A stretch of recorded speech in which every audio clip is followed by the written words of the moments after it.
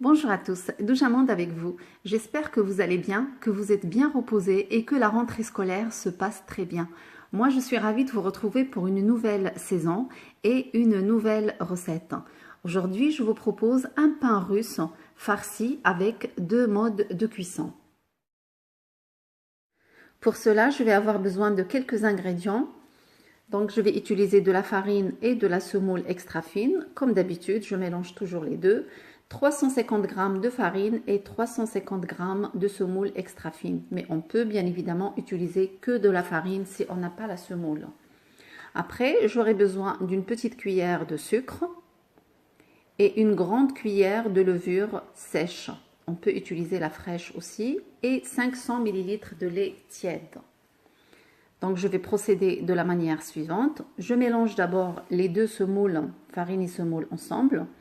Puis, je prends un grand récipient. Je verse le lait tiède dedans, les 500 ml de lait tiède. J'ajoute la grande cuillère de levure sèche et la petite cuillère de sucre. Donc, je mélange ces ingrédients ensemble.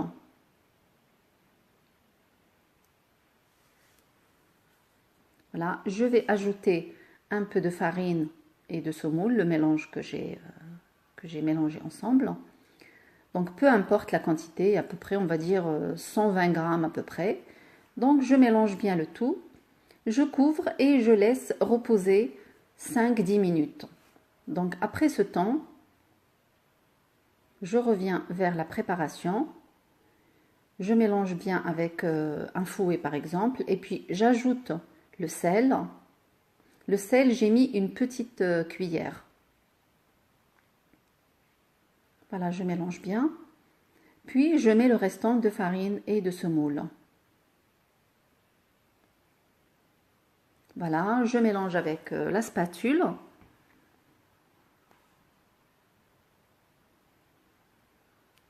Donc, aujourd'hui, je vais utiliser les mains.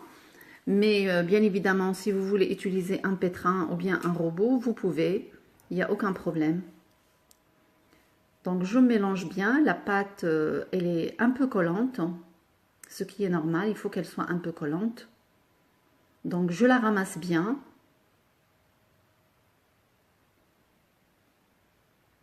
Voilà. Après, je vais rajouter 50 g de beurre que je vais faire fondre au micro-ondes. Voilà, et je vais l'ajouter à ma pâte. Donc, comme on voit, la pâte, elle est assez collante. Elle va devenir un peu plus élastique avec le beurre. Donc, pour éviter tout ça, vous pouvez utiliser le pétrin. Mais moi, j'ai préféré le faire à la main, comme ça, tout le monde peut en profiter parce que j'ai beaucoup de questions qui reviennent après quand j'utilise le pétrin. Les gens me disent, mais on n'a pas le pétrin, comment on fait ? Donc, toute pâte peut se travailler soit à la main, soit avec la machine. C'est pas nécessaire d'utiliser à chaque fois le pétrin. Des fois, moi, j'aime bien utiliser ma main. Comme ça, on touche la pâte, on touche la consistance aussi. Voilà, et on sait si on doit rajouter de l'eau ou on s'arrête. Voilà, donc je ramasse bien la pâte. Une fois qu'elle a absorbé tout le beurre que j'ai ajouté, voilà, elle est devenue un peu moins collante et très élastique. Donc là, je vais la couvrir et la laisser reposer entre 20 à 30 minutes à peu près. Entre-temps, je vais faire cuire 3 grosses pommes de terre dans de l'eau salée. Et une fois qu'elle est encore bien chaude, je viens l'écraser soit avec une fourchette ou bien autre chose. Voilà, jusqu'à obtenir un genre de purée. Puis, j'ajoute une cuillère de fromage à tartiner, comme on peut ajouter une cuillère de beurre à la place du fromage. Voilà, et je mélange. Donc, je mélange bien la purée avec le fromage ou bien le beurre. Et je laisse la purée refroidir complètement à côté.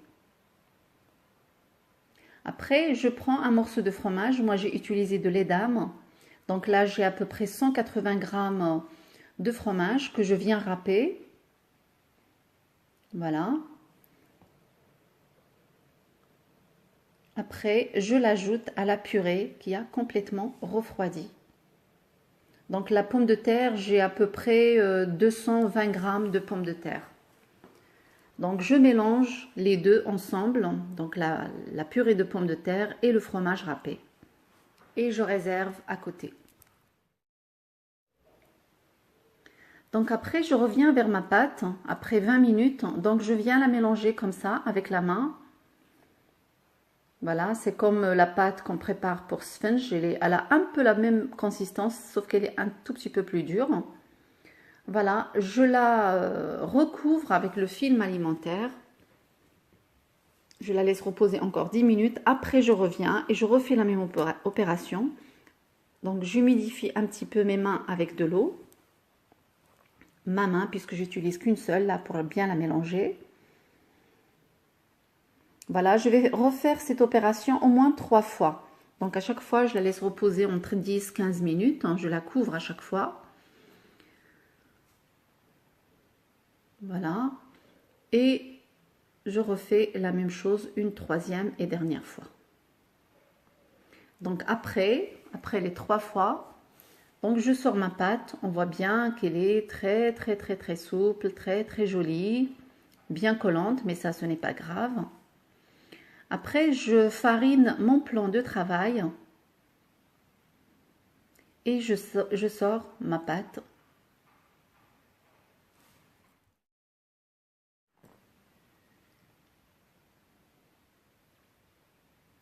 Voilà, je la ramasse un peu.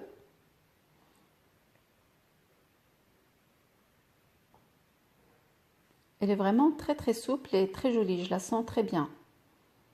Donc je farine toujours pour éviter que ça ne colle.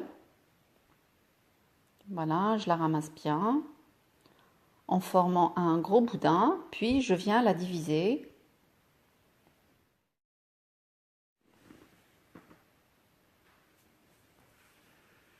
Donc je vais la diviser en 5. 3, je vais les farcir avec la préparation pommes de terre et fromage, et les 2 autres, je vais les faire nature. Donc maintenant, je vais former des boules, toujours fariner si c'est nécessaire. Donc je fais la même chose avec le restant des bouts de pâte.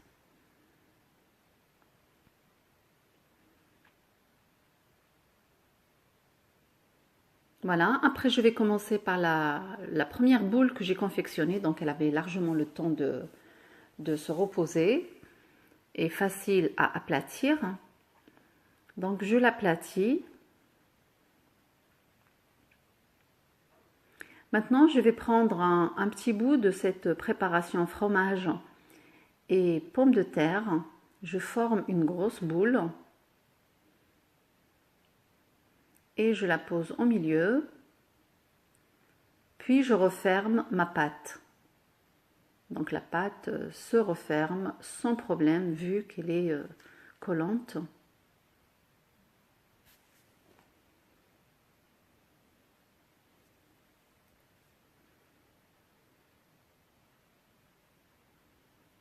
Voilà. Voilà, une fois qu'elle est bien confectionnée, donc je farine l'endroit où je vais la déposer. Donc il faut toujours fariner parce que comme la pâte elle est collante.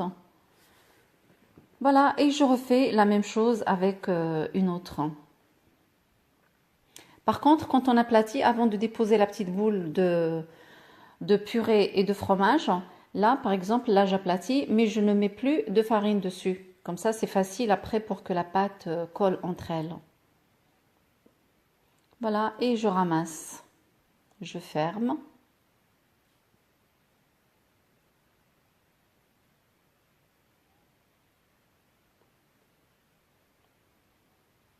Voilà, donc une fois que j'ai farci les 3, donc les 2 autres, je vais les laisser pour après. Je commence à aplatir la première. Un petit peu de farine et j'aplatis.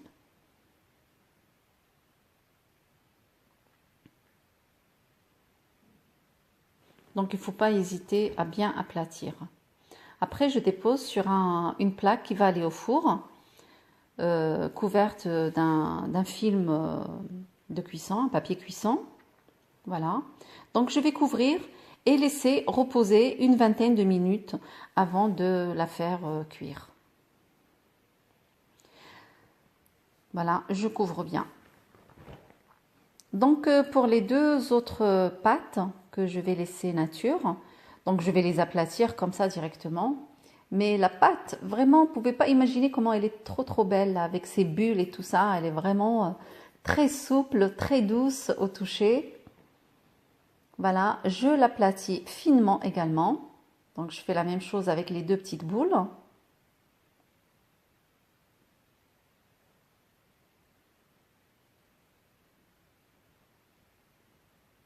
Très finement.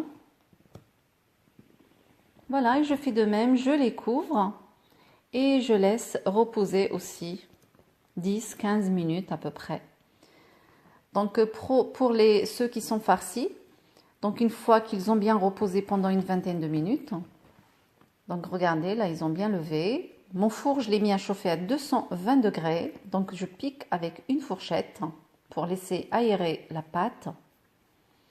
Et c'est parti pour une cuisson à 220 degrés pendant 15 à 18 minutes à peu près. Voilà, à surveiller bien évidemment. Donc on voit bien comment elle gonfle dans le four, elle commence à dorer. Après je l'ai descendue jusqu'en bas, vraiment dans le bas pour la faire cuire du bas.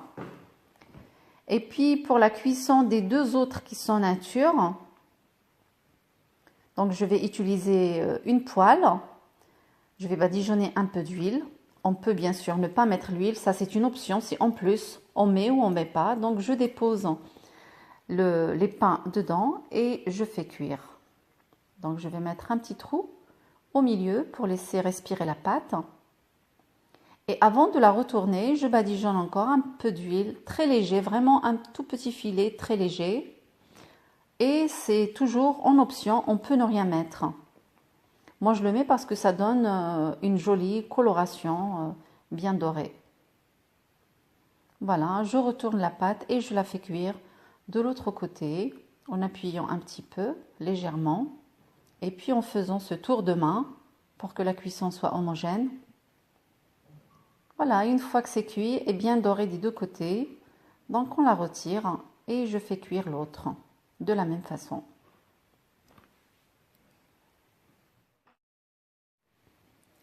Donc je vais couper un pain pour vous montrer comment il est bien aéré.